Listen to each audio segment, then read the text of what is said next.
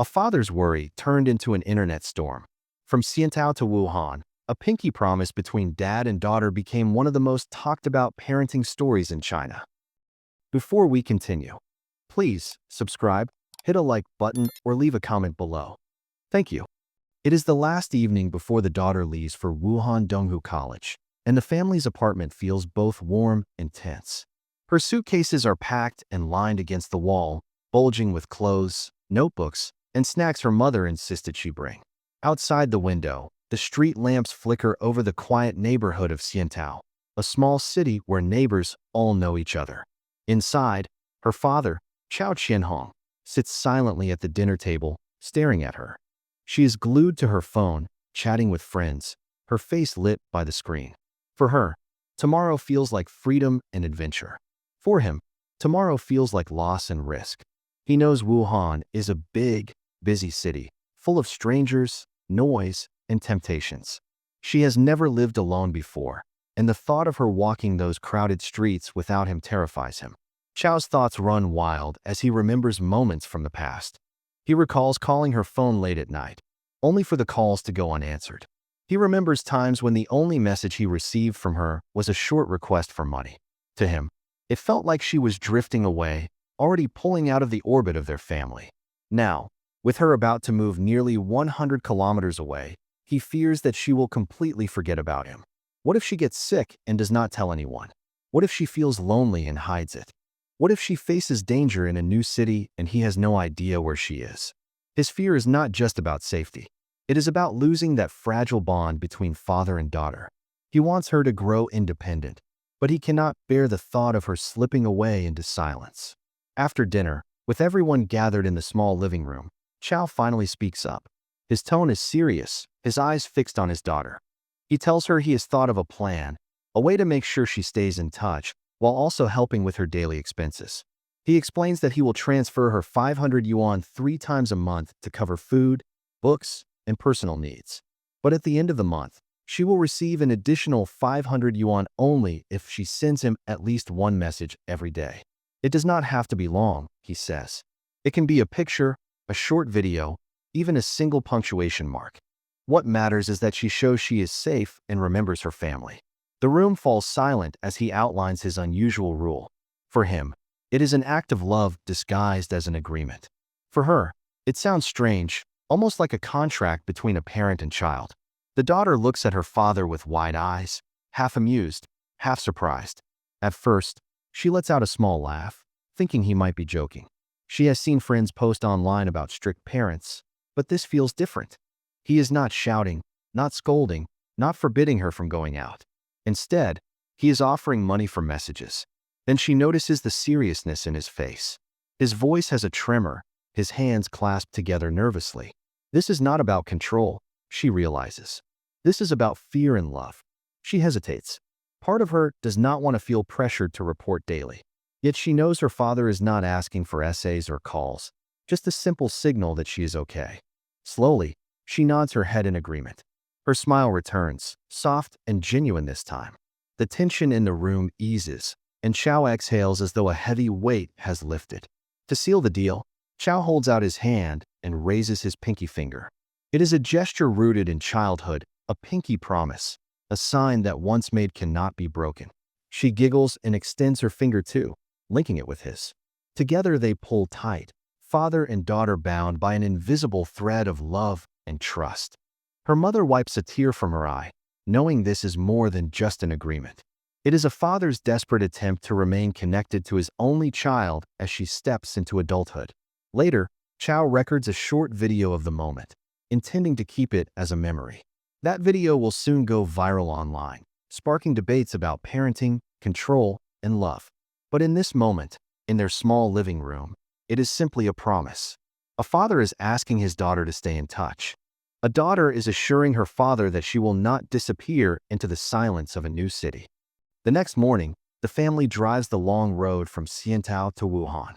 The daughter gazes out of the car window as the city skyline grows larger, filled with glass towers, crowded intersections, and a hum of activity that feels overwhelming.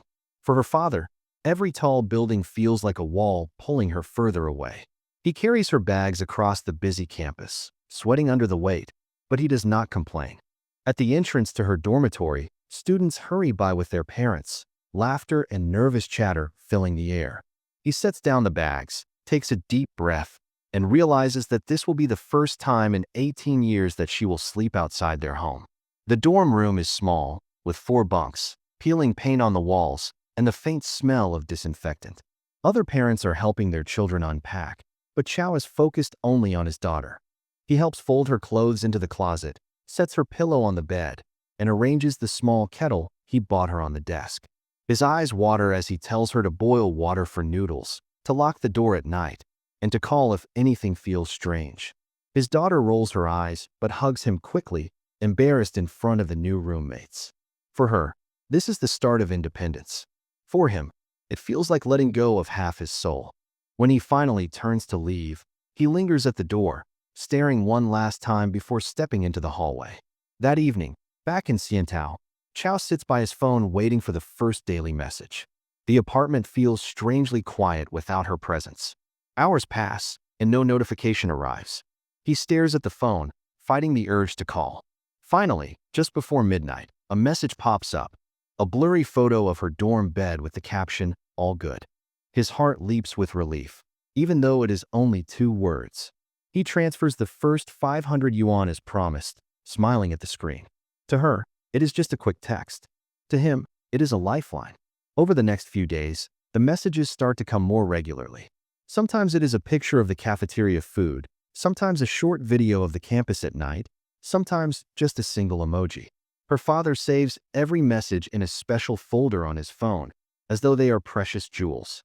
He tells neighbors proudly that his daughter is responsible and checks in every day. Yet in private, he worries about how brief the messages are. He wants to hear her voice, to know her feelings, to sense her struggles. But he reminds himself that at least she is contacting him. For now, that is enough. One evening, Chow records himself explaining the arrangement. He speaks to the camera with a mix of pride and vulnerability, describing how he pays his daughter to message him daily so he knows she is safe. He uploads the video to a popular Chinese platform, never expecting more than a few views. Overnight, the clip explodes, gathering thousands of comments. Some call him overprotective. Some say he is turning love into a transaction, while others admire his devotion as a father. Strangers begin debating his parenting style across the internet. But for Chow, none of the noise matters. What matters is that every night, no matter how tired or distracted his daughter might be, she sends him that one message, and he can finally close his eyes and sleep. By the time a week passes, Chow's video is no longer just a small clip. It has gone viral, shared across multiple platforms, sparking heated debates. On one side are parents who understand his fear. They comment that they also call their children constantly, and some admit they would gladly pay for daily reassurance. On the other side are critics who argue that he is smothering his daughter and buying love with money. Some users even accuse him of raising her to be dependent rather than strong. The internet becomes divided, and every new comment adds fuel to the fire. In her dormitory, the daughter discovers the video through classmates who tease her gently about her contract with her dad. At first, she feels embarrassed. She did not expect their private pinky promise to become a public topic. Her roommates laugh, saying they wish their own parents would pay them to text. She shrugs it off, but deep down, she wonders if her father has gone too far by sharing their story. Later that evening, she sends him a message, asking him why he made the video public. He replies with a simple explanation. He wanted to share his idea with other parents who worry the same way. His honesty softens her anger, but she still feels torn between pride and embarrassment. Television programs and news outlets quickly pick up the story. On Hubei TV, an education professor, Yi Xinfa, criticizes Chow's method, saying that true independence cannot be taught through money. He argues that by paying his daughter, Chow is turning communication into a job rather than an act of love. Psychologists join the discussion, some warning that financial incentives may distort family bonds. Yet others defend him, saying his idea is harmless if it helps both father and daughter feel secure. The debate spreads into classrooms, talk shows, and family dinner tables, with everyone offering their own opinion on whether Chow is a loving father or an overbearing one. Chow watches all this coverage with mixed emotions. At first, He feels proud that his story has reached so many people.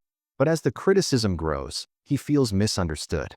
In an interview, he explains that he never wanted to control his daughter. He just wanted her to remember to check in, to let him know she was safe in a new city where dangers can appear in unexpected ways. He says the money is not a bribe, but a symbolic reminder, a way to build a routine. His sincerity shows through, and some viewers begin to sympathize with him again, seeing him not as controlling, but as a father grasping at a fragile connection with his only child. Back in Wuhan, the daughter lies in her dorm bed scrolling through the heated debates online. She sees strangers arguing about her life, her relationship with her father, even her personality. For the first time, she begins to see things from her father's perspective. She imagines how quiet the apartment must feel without her. She pictures him sitting at the dinner table, staring at his phone, waiting for her message. Suddenly, what once felt like a silly deal now feels like a lifeline.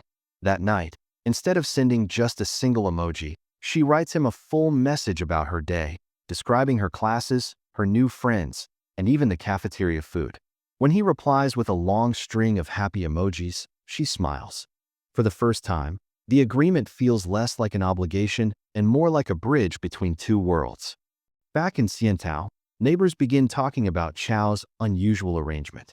Some praise him, saying he is a thoughtful father who cares about his daughter's well-being in a dangerous world. Others criticize him behind his back, whispering that he is spoiling her, paying her to do something she should do out of love. At a tea shop one morning, a friend even tells Chao that he is buying affection. Chao smiles politely but feels a sting in his heart.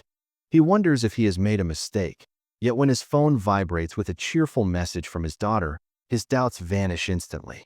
Meanwhile, at college, his daughter starts to feel the weight of constant contact. She tells him one evening that sometimes she just wants to live her life without thinking about whether she has messaged him yet. Her tone is not harsh, but it is honest. She worries that her friends will think she is childish, reporting to her father daily, as if she were still in middle school. For the first time, she questions whether this promise is helping her grow or holding her back. Chao listens quietly, his heart heavy, but he tells her he understands. He reminds her that she can always message him freely, without the money, but he just wants to know she is safe. One night, the daughter calls instead of texting. Her voice cracks slightly as she admits that she sometimes feels lonely at the university. The city is overwhelming, the classes are difficult, and making friends is harder than she expected. Chao listens silently, his eyes filling with tears, realizing that his fears were not unfounded. She truly is vulnerable in this new environment. He reassures her that she is stronger than she thinks, that he believes in her, and that she will find her place. This call becomes a turning point, transforming their agreement from a simple transactional deal into a genuine conversation about love and support.